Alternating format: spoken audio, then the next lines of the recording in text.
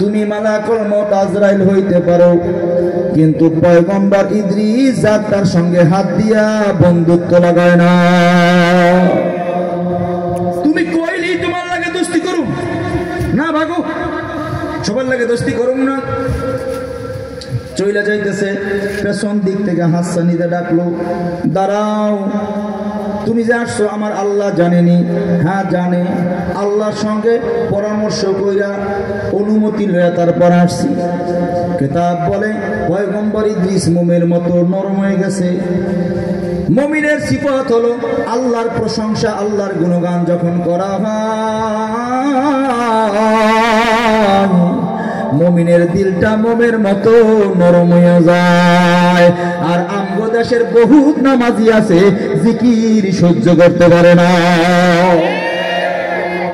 অথচ মুমিনের সিফাত, যখনই আল্লাহর নাম শুনবে দিলটা মোমের মতো গরম নরম হয়ে যায়। একমাত্র শয়তান ছাড়া জিকির কোন মুমিন বিরোধিতা করতে পারে না, জিকির সহ্য করতে পারে না শুধু শয়তান। শয়তানের কলজা জিকির সহ্য হয় না। যাই হোক, আল্লাহ কথা শুনছে, সাথে সাথে নরম হয়ে গেছে। হাসানি দেবার কাছে আসো, সুবহানাল্লাহ পাবেন না? আল্লাহ যদি তোমারে কইছে, আল্লাহ অনুমতি দিছে, আমি কেমনে ফিরাই কত? দাঁড়াও, আল্লাহ যেহেতু অনুমতি দিছে, আমি তোমার আল্লাহকে বন্ধুত্ব করার জন্য রাজি আছি। সুবহানাল্লাহ কইবেন না? তবে শর্ত, তবে কি?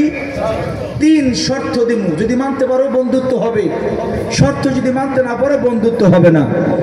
বন্ধুত্বর ক্ষেত্রেও শর্ত দিয়া বন্ধুত্ব করে, আর আমরা বন্ধুত্ব করি হরিপদ বক্সযন্ত্র হারামখোর গাঁজাখোর ফেন্সিখোর সুদখোর ঘুষখোর, কথা পায় না। এটা মুমিনের হালত আমাদের। 3 শর্ত। 1 নম্বর শর্ত, তুমি তো মালাকুল মউত মানুষের রুহু বের করো, হ্যাঁ, যদি আমার রুহটারে বের করে দেখাইতে পারো মওতের আযাব কেমন, তাইলে আমি তোমার লাগে বন্ধুত্ব করুম।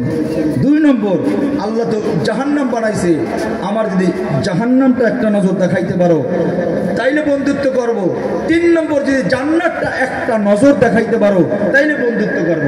বেশ লাগছে নি? চলে গেছে, বন্ধুত্ব হয় নাই। আল্লাহ কি ব্যাপার আসলে যে বন্ধুত্ব করো না? না, আল্লাহ বন্ধুত্ব করি না। কেন? তোমার পয়গম্বর যে শর্ত জড়াই দিছে এইটা তো আমার পক্ষে মানা সম্ভব না। আল্লাহ বলেন, যা, যেহেতু আমার পয়গম্বর লাগে দোস্তি করবা, আমার পয়গম্বর যদি শর্ত দিছে, আমি আল্লাহ শুধু আমার পয়গম্বরের জন্য তোমার এই শর্তগুলা মানার জন্য অল্প সময়ের জন্য আমি আল্লাহ এতটুকু ক্ষমতা তোমার দান করলাম। চলে